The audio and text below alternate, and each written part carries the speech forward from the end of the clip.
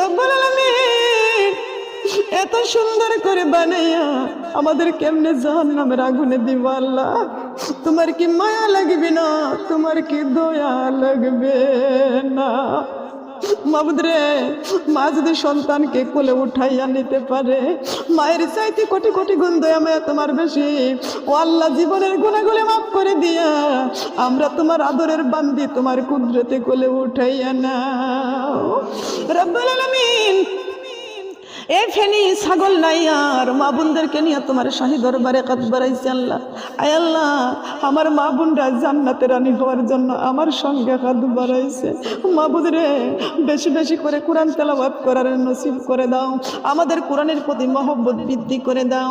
আমরা যেন বেশি বেশি করে কোরআন তেলাওয়াত করতে পারি। আয় আল্লাহ, আমরা যেন বেশি বেশি করে নামাজ পড়তে পারি।